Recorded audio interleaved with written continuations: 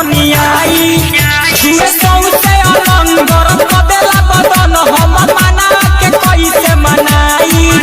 देला नमरी हजार छुए जो बना हमार हम मना के कैसे मनाई उ बोलावेला नमरिया हाथ धरेला कमरिया उ बोलावेला नमरिया हाथ धरेला कमरिया हमरा उठावा के जब छुअता मोर लहंगा से माल चुअता जब रतिया सामान छुअता हमरा लहंगा से माल चुअता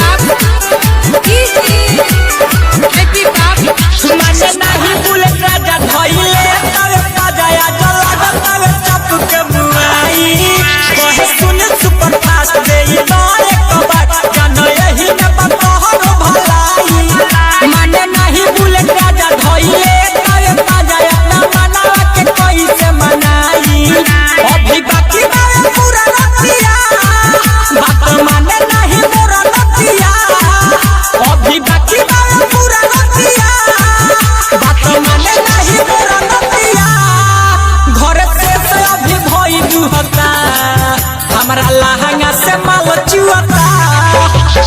रतिया जो डाले छुअता तो हमरा लहंगा से माल चुअता जब रतिया सामान छुअता हमरा लहंगा से माल चुअता हमर माने नहीं बतिया रे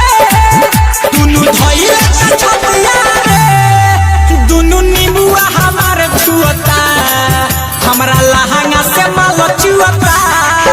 जब रतिया सामान छुअता हमरा लहंगा से माल